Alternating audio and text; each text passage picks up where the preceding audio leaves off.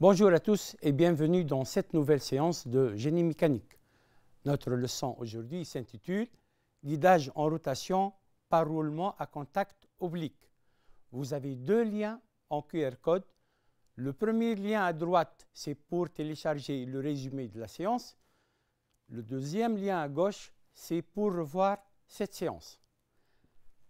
Avant de commencer, je vous rappelle que d'après le programme exceptionnel de la 4e année sciences techniques en génie mécanique pour l'année scolaire 2020-2021, il existe dans vos programmes le guidage par roulement à contact oblique, effort, règles de montage, tolérance des portées du roulement. Sauf pour la partie conception, elle va être limitée au montage des roulements à billes à contact radial type BC. Donc, vous ne trouverez pas dans la partie conception des roulements à contact oblique. Par contre, vous pouvez trouver dans vos sujets de bac des dessins d'ensemble comportant des roulements à contact oblique. Vous pouvez avoir des questions sur les efforts, sur les règles de montage, sur les tolérances des portées du roulement, et c'est ce qu'on va faire aujourd'hui. Prenons l'exemple d'une voiture qui roule sur une route rectiligne. Les charges radiales dues au poids de la voiture sont appliquées sur les roulements des roues. Normalement, les roulements à billes à contact radial peuvent convenir. Cas de virage.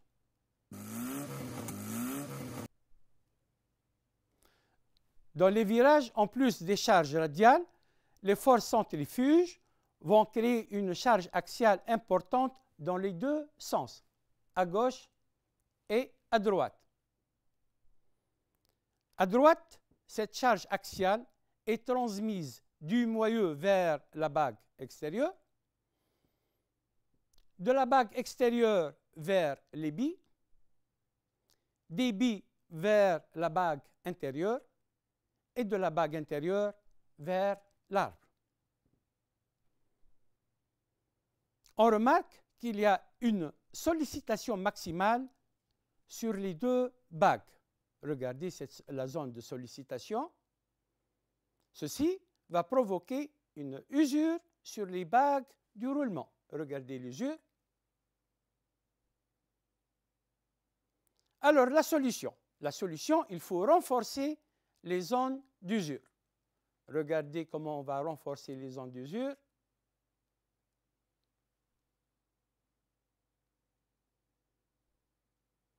Les bagues sont maintenant renforcées et elles sont plus épaisses dans les zones d'usure. Les billes maintenant ont un contact oblique. Ce roulement est appelé roulement à une rangée de billes à contact oblique type BT. On supprime les obstacles inutiles. L'obstacle à gauche de la bague intérieure ne supporte aucune charge. Il est devenu inutile. On le supprime.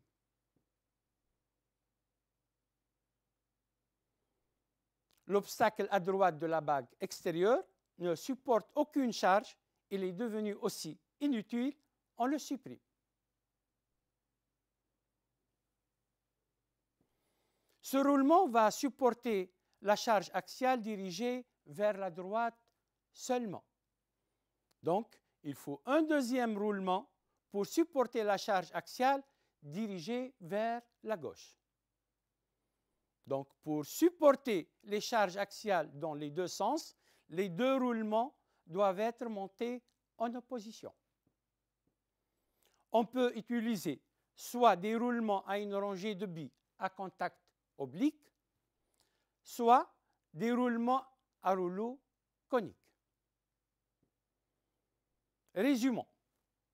Les roulements à contact oblique supportent les charges axiales dans un seul sens, d'où l'impossibilité de réaliser une liaison pivot avec un seul roulement. Donc, il y a une nécessité de les utiliser par paire et de les monter en opposition. Alors, ceci va nous donner deux possibilités de montage. Un montage appelé en X et un montage appelé en O. Alors, on va parler du montage en X. Ce type de montage est appelé en X car les perpendiculaires au chemin de roulement, ici marqué en bleu, forment la lettre X.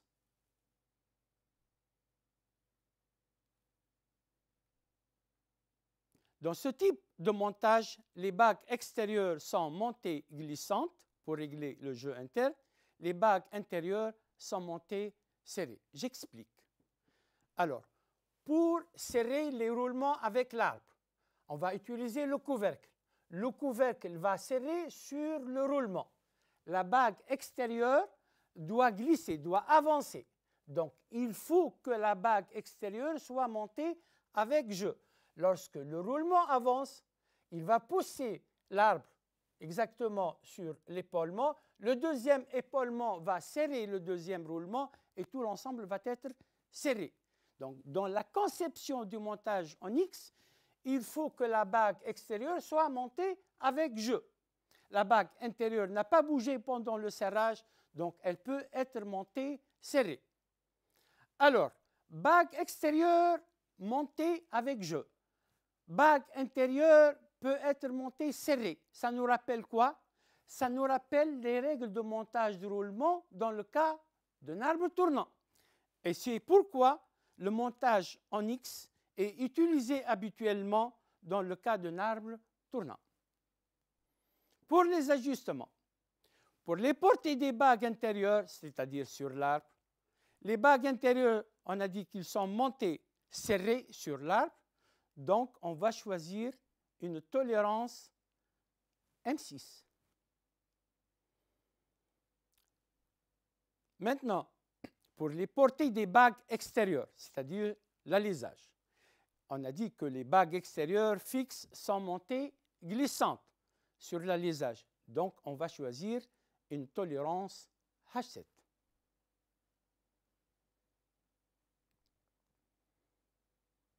Je vais vous montrer une vidéo illustrant l'exemple qu'on vient de traiter. On commence généralement par le montage des bagues serrées.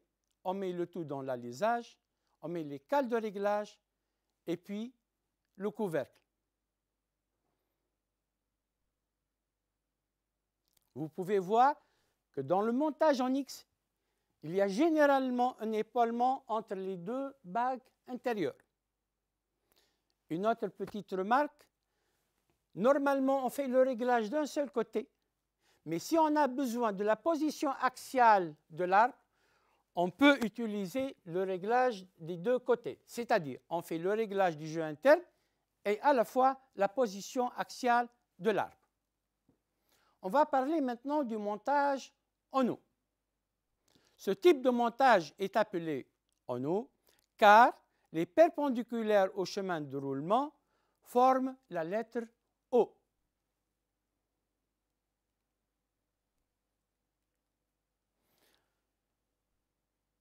Alors, dans ce type de montage, les bagues intérieures sont montées glissantes pour régler le jeu interne et les bagues extérieures sont montées serrées. J'explique.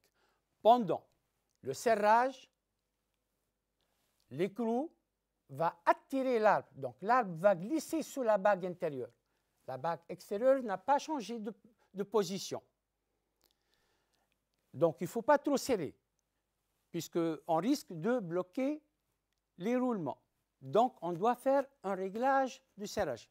On appelle ça le réglage du jeu interne. L'essentiel, c'est que pendant le serrage, il y a un glissement de l'arbre sous la bague intérieure. Donc, la bague intérieure doit être montée obligatoirement avec jeu. La bague extérieure n'a pas changé de position, n'a pas bougé, donc elle peut être montée serrée. Donc, bague intérieure montée avec jeu, bague extérieure montée serrée, ça nous rappelle quoi? Ça nous rappelle les règles de montage dans le cas d'un moyeu tournant. Et c'est pourquoi le montage en O est utilisé habituellement dans le cas d'un moyeu tournant. Ajustement du montage. Pour les portées des bagues extérieures, c'est-à-dire sur l'alisage, on va choisir N7. Pour les portées des bagues intérieures, c'est-à-dire sur l'arbre, les bagues intérieures fixes sont montées glissantes sur l'arbre. Donc, on va choisir G6. Je vais vous montrer une autre vidéo illustrant l'exemple qu'on vient de traiter. C'est un moyeu tournant, donc on commence par monter les bagues montées serrées, les bagues extérieures. Puis on met l'arbre qui est monté avec jeu sur les bagues intérieures. Le réglage du jeu se fait avec l'écrou en coche. Je rappelle que c'est le cas de moyeu tournant.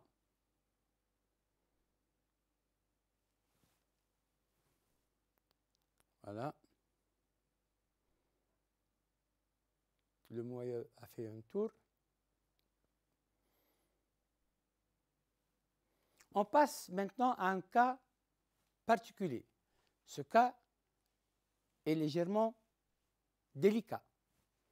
Donc, le montage en eau s'emploie aussi pour les arbres tournants lorsque les organes de transmission sont situés en dehors de la liaison engrenage en porte-à-faux. Ce n'est pas très clair. On va essayer d'expliquer plus ce cas particulier. On va parler aussi sur l'utilisation de J6 pour la tolérance de la bague intérieure côté écrou de réglage. En fait, il existe deux cas particuliers. Le premier cas particulier, c'est pour un arbre court, roulement rapproché. Le problème, on a un arbre tournant, roulement rapproché et charge radiale à l'extérieur de la liaison. Si on utilise un montage en X, les centres de poussée P1 et P2 vont être rapprochés. Regardez ce qui se passe.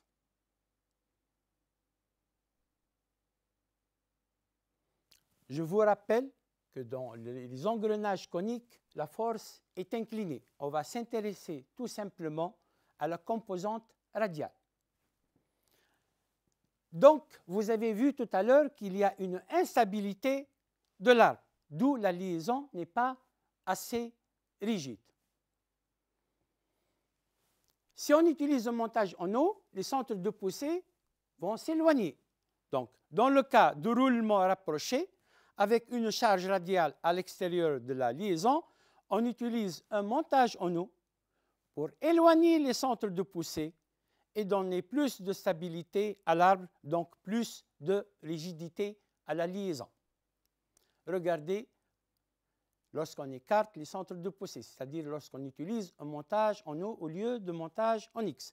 Donc, on a maintenant un arbre plus stable et une liaison plus rigide. Alors, pour les ajustements du montage, pour les portées des bagues extérieures, c'est-à-dire sur l'alisage, on va choisir H7. Il n'y a pas d'ambiguïté ici. Alors, pour les portées des bagues intérieures, c'est-à-dire sur l'arbre, le roulement gauche côté pignon est le plus chargé. Donc, on va choisir M6. Là aussi, il n'y a pas d'ambiguïté. Maintenant, pour le roulement droit côté écrou de réglage, qui supporte une charge faible, on va choisir, donc cherchant dans le tableau charge faible, on va choisir J6. Donc, on ne doit pas choisir ni G6 ni H6 parce que ce sont des tolérances utilisées uniquement dans le cas de moyeu tournant. Si on utilise H7, H6 ou G6, on risque d'avoir le phénomène de laminage. Le laminage, c'est l'écrasement de la bague intérieure, entre les éléments de roulement et l'arbre. Donc, on ne doit pas choisir ni G6 ni H6. Dans les anciens dessins, on trouve H5, parce que dans les anciens guides, éditions 1989 et 1990, et dans vos manuels de cours, page 123, vous trouvez dans cette même case H5, J5 ou J6. Mais à partir de 2004, le guide du dessinateur, page 268, vous trouvez dans la même case seulement J6. Donc, on n'a pas le choix. On doit choisir seulement J6. Donc, retenons bien que la tolérance sur la portée du roulement côté écrou de réglage supportant la charge la plus faible est J6. Le fait d'utiliser J6, on va avoir un serrage faible. Et ce faible serrage, avec la tolérance G6, permet de faire un compromis pour éviter le phénomène de laminage et à la fois pour permettre le réglage du jeu interne. Donc, retenons, et j'insiste, le réglage du jeu interne est réalisé par l'écrou à encoche sur la bague intérieure du roulement supportant la charge la plus faible et la tolérance qu'on doit utiliser, c'est J6. C'est dans les livres de normes, donc on n'a pas le choix.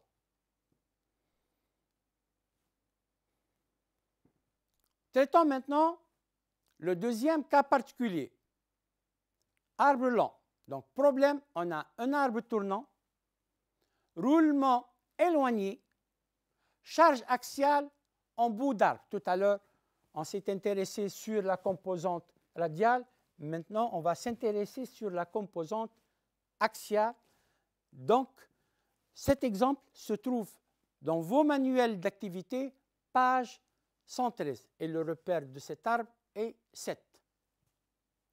Si on utilise un montage en X, la charge axiale sera supportée par le roulement à droite. Regardez ce qui se passe.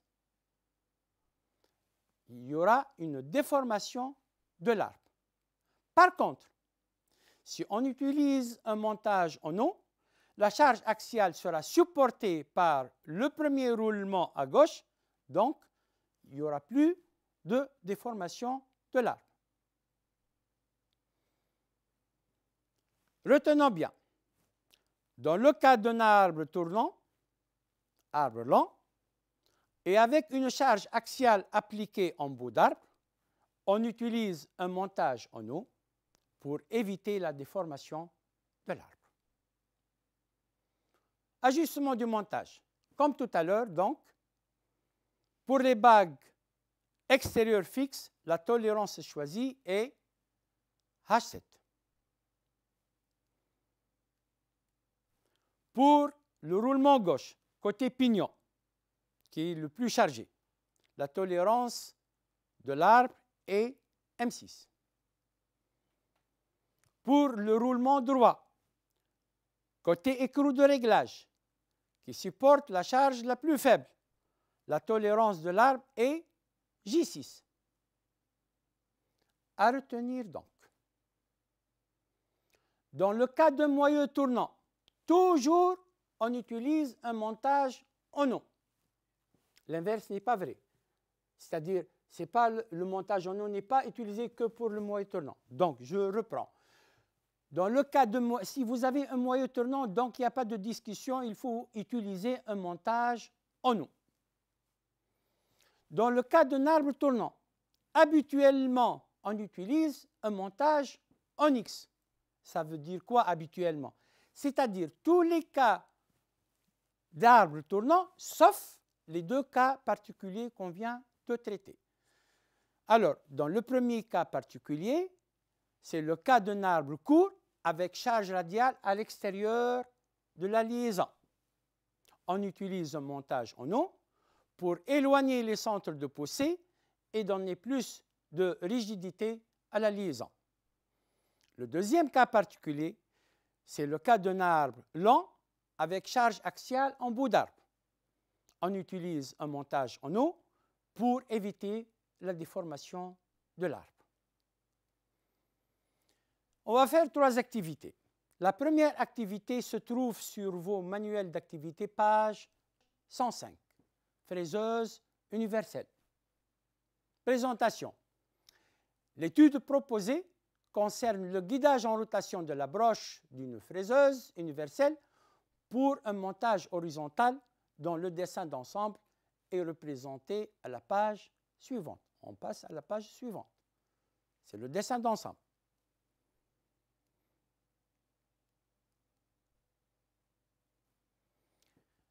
Travail demandé. Guidage en rotation de la broche repère 1. Le guidage en rotation de la broche 1 est réalisé par 2 roulements repères 5 et 11 en jaune. Petit a. De quel type de roulement s'agit-il? La réponse, roulement à rouleau conique type KB. Petit b. Justifiez le choix de ce type de roulement. Alors, pour supporter l'effort axial et l'effort radial dû à l'usinage de la pièce par l'outil.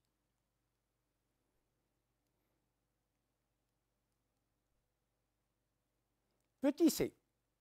Complétez le schéma ci-dessous en indiquant le symbole des roulements et l'emplacement des arrêts en translation des bagues intérieures et extérieures. On va commencer par le symbole des roulements. Le symbole des roulements est composé de 2 traits, un petit trait et un grand trait. L'astuce est de commencer par le petit trait. C'est un montage en eau, donc on forme O, la lettre O, avec les petits traits. Sinon, on prend les parallèles aux perpendiculaires du chemin de roulement. Donc, regardez comment on fait. On trace les perpendiculaires au chemin de roulement, puis on place les petits traits d'abord. Les petits traits forment la lettre O. Ensuite, on place les grands traits. Donc, comme ça, ça sera plus facile. Maintenant, on passe aux arrêts.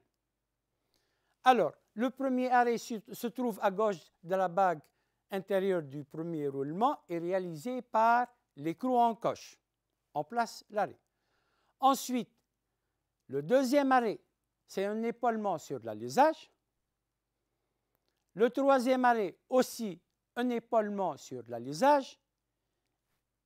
Et le quatrième arrêt, c'est un épaulement sur l'arbre. Petit d. Quel type de montage s'agit-il? Donc, on voit bien que c'est un montage en eau. Précisez les raisons de ce choix de montage. La réponse, c'est le cas d'un arbre lent avec une charge axiale appliquée en bout d'arbre. On utilise un montage en eau pour éviter la déformation de l'arbre. Remarque, on a utilisé un montage en eau malgré que les organes de transmission ne sont pas situés en dehors de la liaison. Le dessin de la broche. Je vais vous montrer une vidéo illustrant l'ordre du montage et le fonctionnement de notre broche. Donc, on commence par monter le roulement serré qui est à droite. On fixe les roues dentées à part. On place le deuxième roulement et on monte l'écrou de réglage du jeu interne. Ensuite, on ferme le tout par un couvercle. Et regardez la rotation et surtout regardez l'épaulement qui se trouve entre les bagues extérieures. Dans le montage en eau, on utilise un épaulement entre les bagues extérieures du roulement.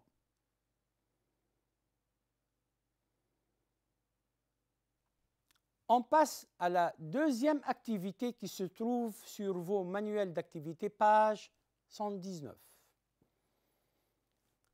Le concepteur se propose d'apporter quelques modifications aux tours parallèles qu'il fabrique au niveau de la transmission de mouvement de la boîte des avances du traînard. La solution retenue par le bureau d'études consiste à remplacer le roulement à aiguille repère 2 et la butée à aiguille repère 8 par une paire de roulements à billes à contact oblique. Aussi, assurer l'entraînement de la barre de chariotage repère 15 en l'accouplant à l'arbre de sortie 3 de la boîte des avances à l'aide d'un accouplement. Sachant que l'arbre de sortie 3 de la boîte des avances sera guidé en rotation par deux roulements à billes à contact oblique 20 BT02. Petit a. Quel type de montage faut-il adopter? Donc, vous voyez bien qu'on a utilisé un montage en X. Justifier la réponse. C'est le cas ordinaire d'un arbre tournant. C'est vrai qu'on a un arbre court, mais on n'a pas de charge radiale à l'extérieur de la liaison.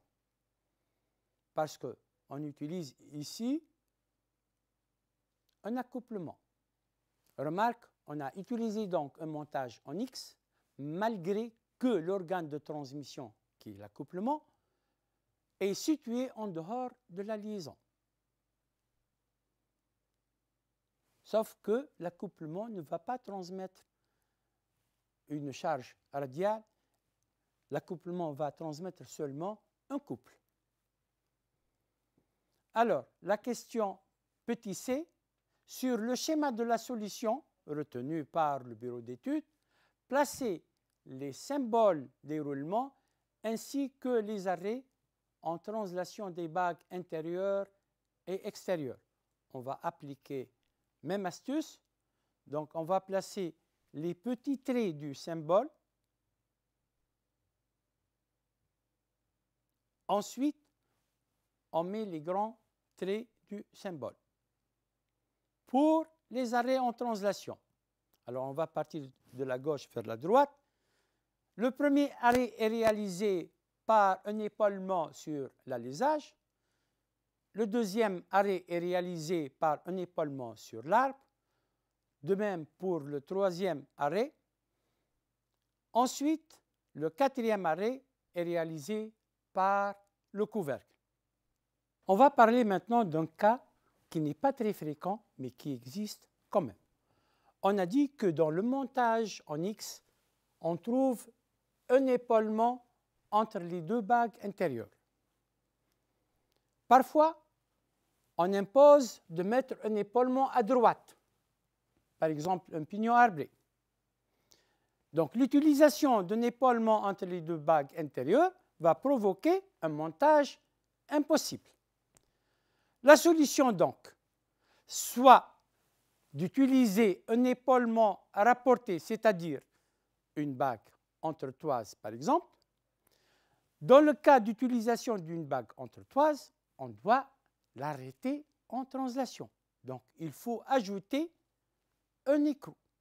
Donc, on obtient 4 obstacles sur les bagues intérieures. Donc, les bagues intérieures sont serrées et le réglage du jeu interne se fait normalement comme d'habitude sur les bagues extérieures.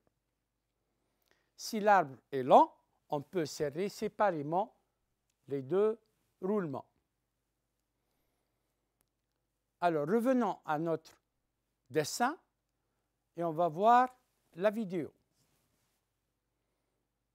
C'est un arbre tournant, donc on commence par les bagues serrées sur l'arbre et on place le tout dans l'alésage. Ensuite, on place les cales de réglage et le couvercle. Puis le manchon. On peut voir donc l'arbre en rotation.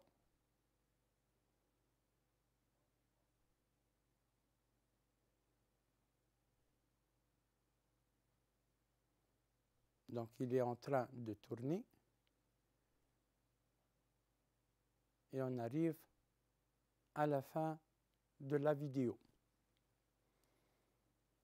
Troisième activité, réducteur cylindro-conique. Cet exemple se trouve sur le recueil d'activités, page 13. Présentation.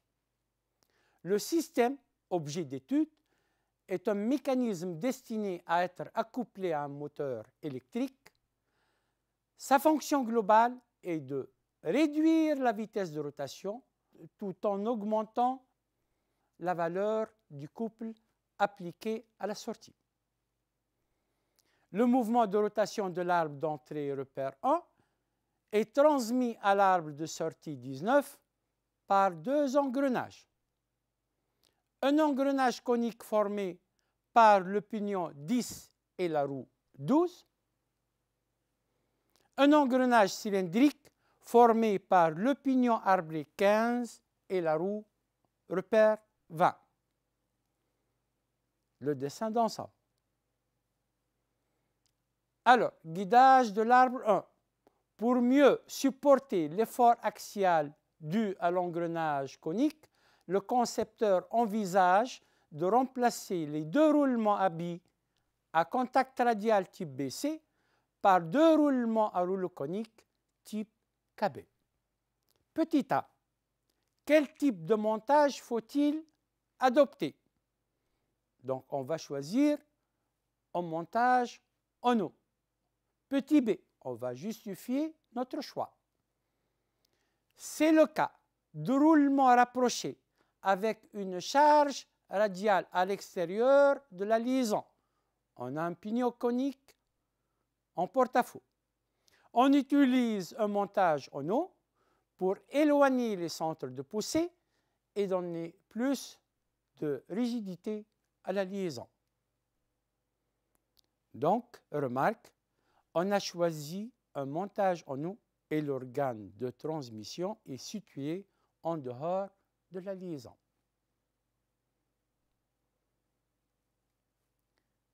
Petit c, complétez le schéma ci-dessous en indiquant le symbole des roulements et l'emplacement des arrêts en translation des bagues intérieures et extérieures. Donc, même astuce, même technique. On place les petits traits d'abord.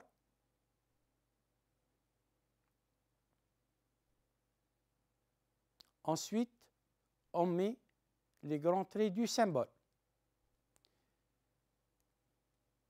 Puis, les arrêts, donc on a le premier arrêt réalisé par l'écran coche, deuxième arrêt par l'épaulement sur l'alisage, de même troisième arrêt et quatrième arrêt réalisé par le pignon conique. On a maintenant le montage, le dessin, et je vais vous parler du même cas que tout à l'heure pour le montage en X. Dans le montage en eau, on a un épaulement entre les bagues extérieures. Si jamais on impose un épaulement à droite, donc on ne peut plus faire un épaulement entre les bagues intérieures. Dans ce cas, on fait une bague entretoise par exemple et on serre les bagues extérieures. Donc revenons à notre dessin. Je vais vous montrer à la fin la troisième vidéo de la troisième activité. On monte d'abord le pignon.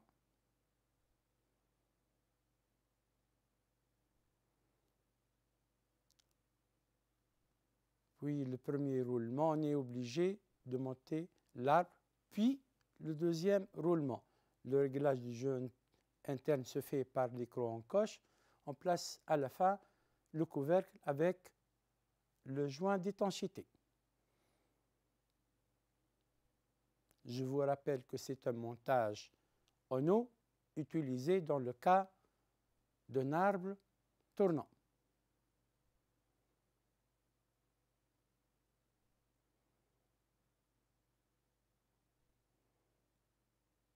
C'est la fin de la vidéo et la fin de notre séance.